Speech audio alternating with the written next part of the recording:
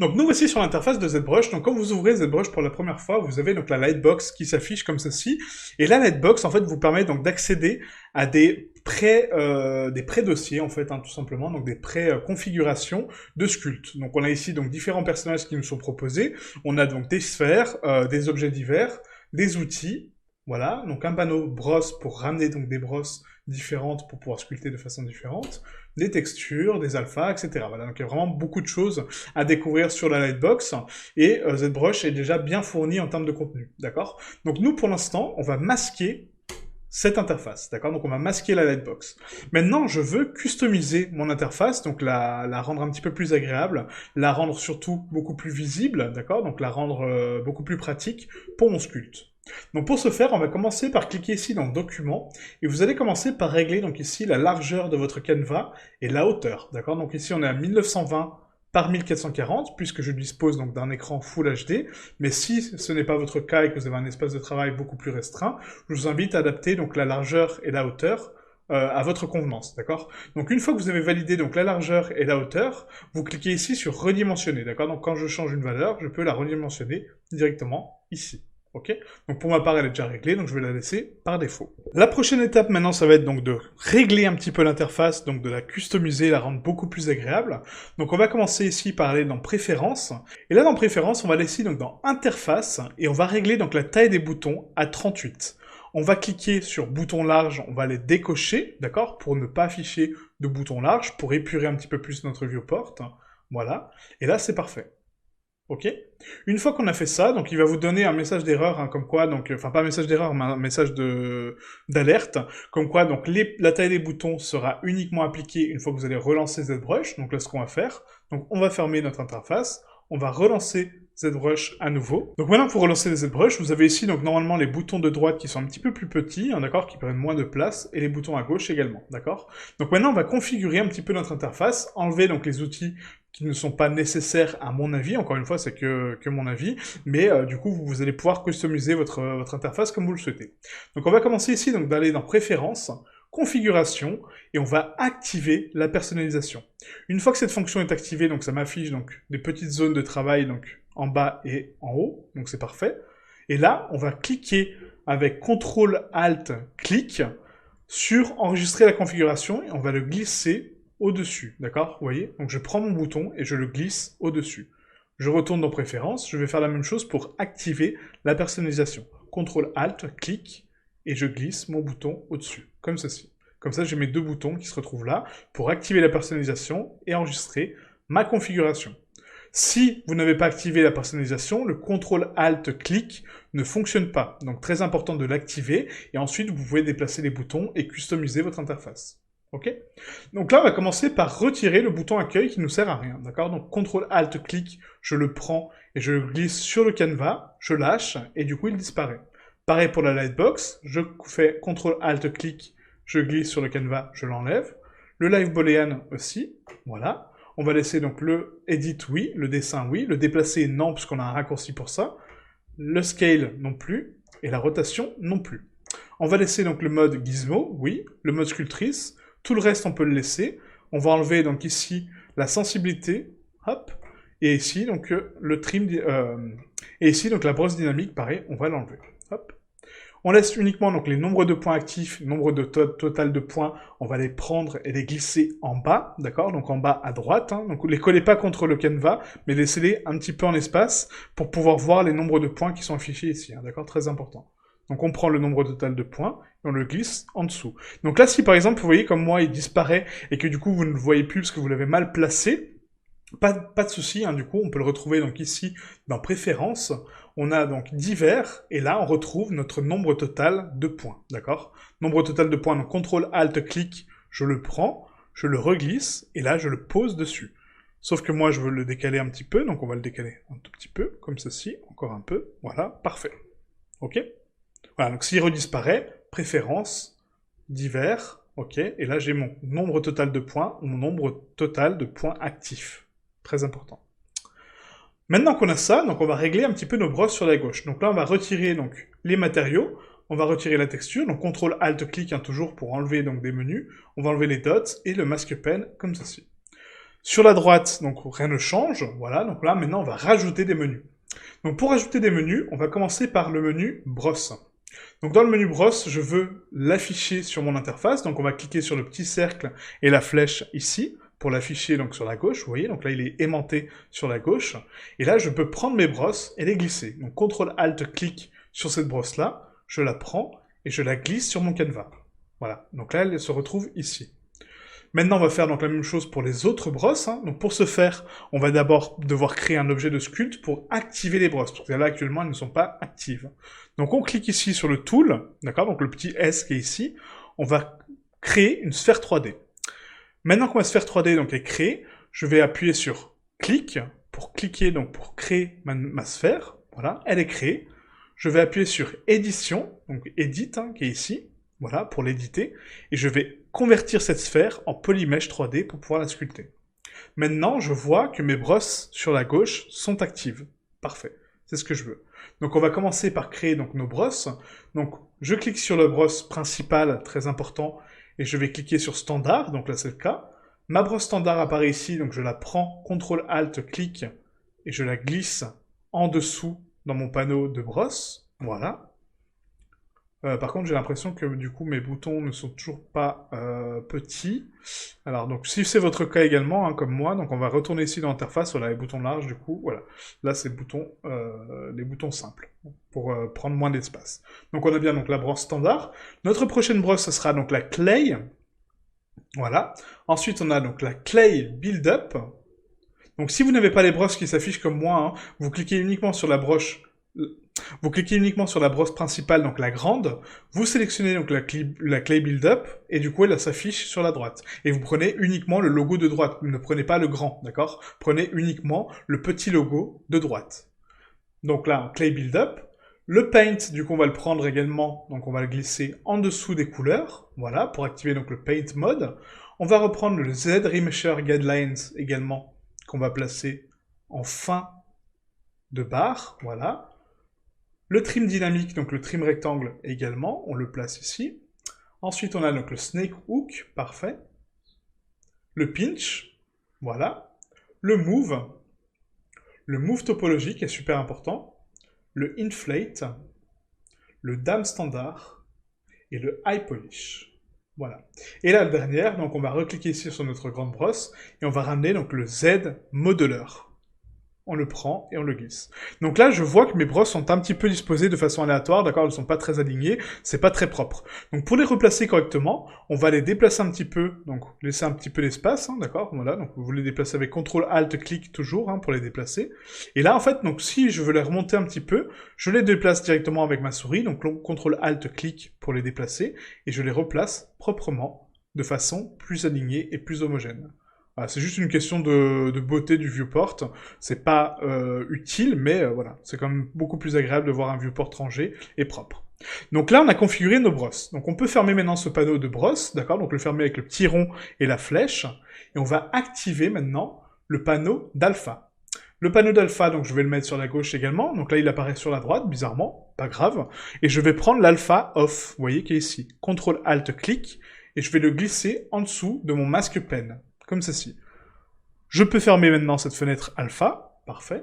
On va passer donc à l'onglet couleur. Là, je vais récupérer donc le remplir objet que je vais mettre en dessous de ma brosse de peinture, comme ceci, parfait. On va dans document, donc là, je n'ai rien à récupérer dans ce menu, pas de souci. Le menu dessin, non plus. Non, pour l'instant, c'est bon. Le menu dynamique, non plus. Le mode édition non plus, le fichier non plus, le calque non plus. Voilà, le dossier lumière par contre oui. Donc on va cliquer sur la petite sphère et la flèche. Notre dossier lumière s'affiche ici. On va prendre la grosse sphère de lumière, on va la placer en dessous de notre lumière, d'accord, de notre peinture. Et on va prendre 4 ampoules. Donc la première, qu'on va glisser en bas. La deuxième. La troisième. Et la quatrième.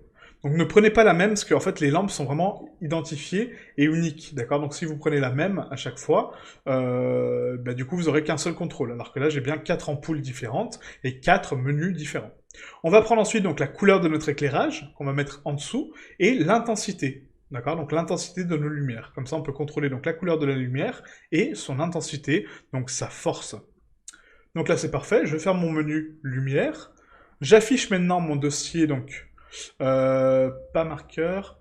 Maintenant, on va afficher notre dossier, donc matière. Donc, je clique sur la sphère et la flèche. J'ai mes matériaux. Les matériaux, on va prendre un au hasard. On va le glisser en dessous de ma brosse. Hop, donc là, il s'est mis en dessous de mon alpha. Faire attention à ça. Hein, voilà, comme ceci. Et là, on va prendre donc, différents matériaux. Donc, le premier matériel qu'on va prendre, c'est le chalk. Le chalk est le matériel neutre. On va le placer juste à côté de nos brosses. Ensuite, on va prendre donc, le mat cap simple, donc le mat cap gris, qu'on va placer en bas. Si encore une fois, vous n'avez pas les matériaux qui sont ici, vous cliquez sur le principal, vous sélectionnez votre matériel que vous voulez mettre en raccourci, et ensuite, il s'affiche sur la droite, c'est très important.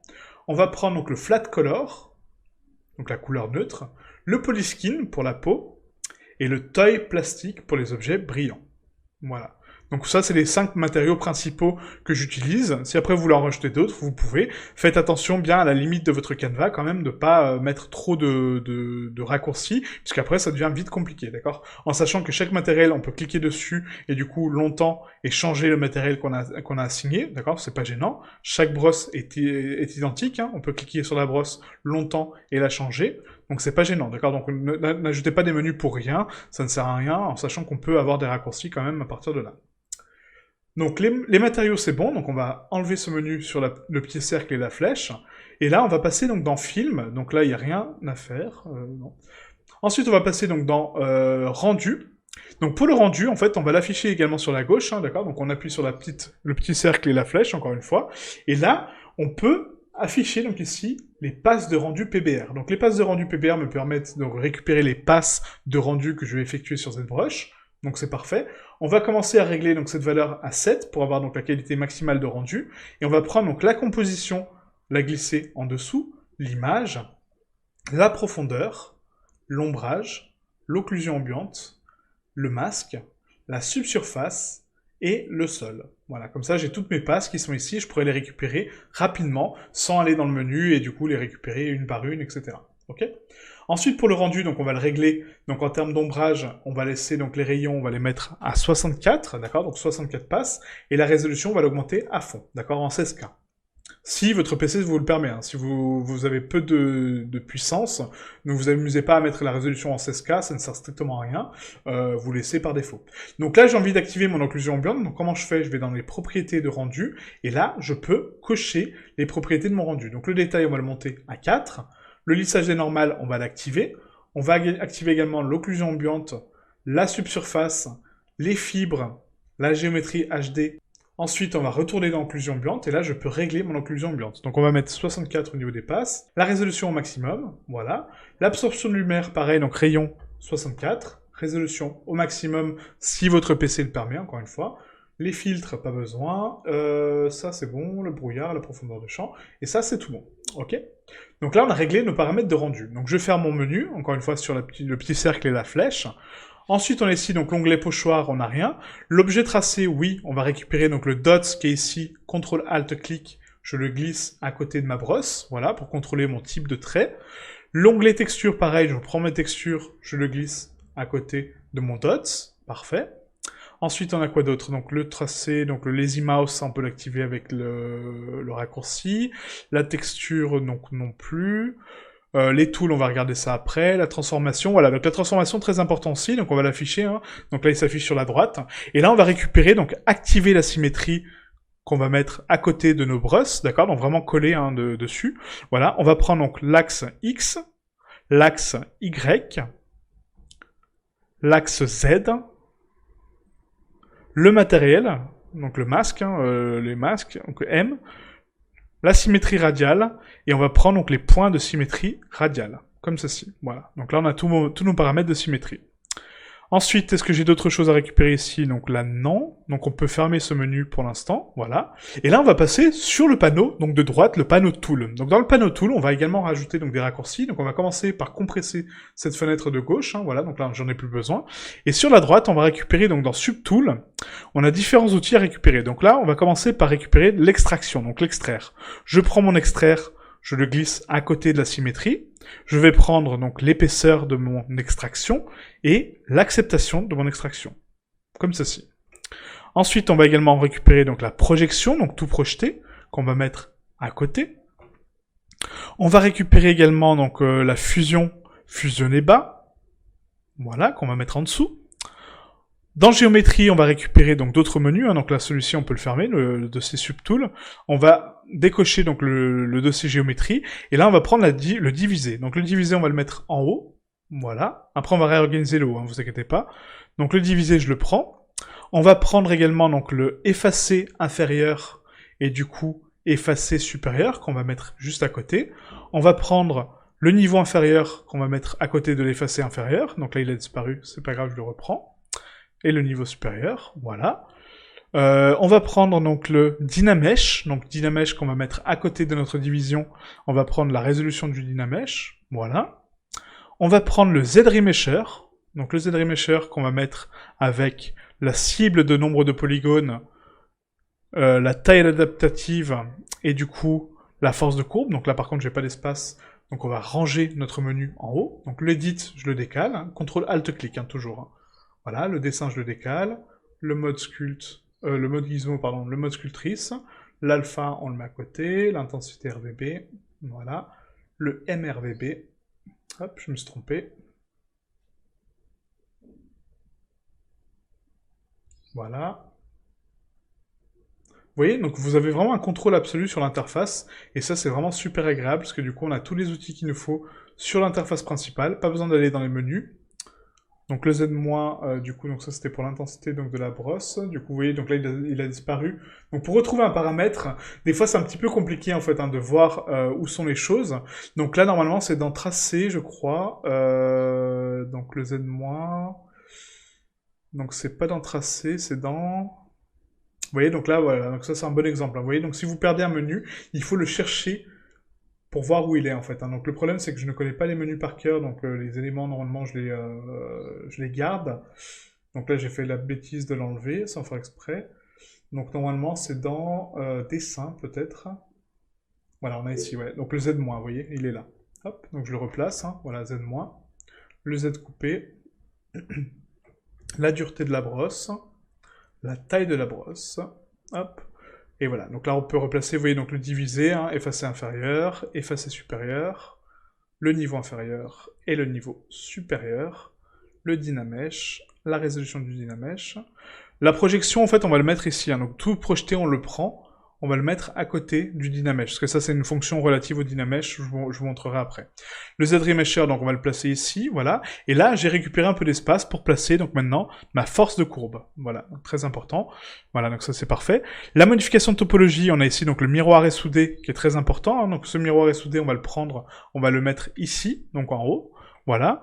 On a ensuite donc effacer par symétrie, donc ça non, donc là c'est bon, la position non plus, la taille non plus, l'intégrité du modèle non plus. Voilà, donc là c'est bon. Ensuite on va afficher donc les paramètres de surface, les paramètres de déformation, donc là on a le mode miroir qu'on va prendre et qu'on va placer ici également, donc ça je vous expliquerai à quoi ça sert par la suite. Et c'est à peu près tout, je pense, hein, en termes de fonction. Normalement oui. Ouais, normalement oui. On va juste rajouter donc ici au niveau du polypaint, on va prendre donc polypaint depuis polygroup, donc non. Par contre c'est les polygroups depuis polypaint. Voilà, donc c'est dans polygroup, excusez-moi, pas dans polypaint. Donc on a ici donc les polygroupes et on va créer donc des polygroupes grâce au masque, d'accord. Donc on va mettre donc depuis masque, on le prend et du coup on va le glisser en dessous de force de courbe. Hein, voilà, c'est très très bien ici, c'est parfait. Voilà, et donc là, on a réglé notre interface. Donc maintenant, je peux collapser ce menu ici. On va y retourner souvent dans ce menu. Hein, donc voilà, pour le réafficher, vous cliquez sur les deux petites flèches deux fois. Voilà, pour le réafficher, pour l'enlever. Et du coup, ça nous permet, vous voyez, d'avoir une interface propre et claire, et du coup, parfaitement clean. Donc là, on va réagencer un petit peu le menu. Donc le nombre de points actifs, on va le décaler un petit peu sur la droite. Voilà, pour améliorer un petit peu notre visibilité. Le miroir est soudé, j'aime bien l'avoir en dessous, à côté de la symétrie, hein, voilà, c'est plus logique. Et là, on n'est pas trop mal, hein. Non, on n'est pas trop mal. Voilà, parfait.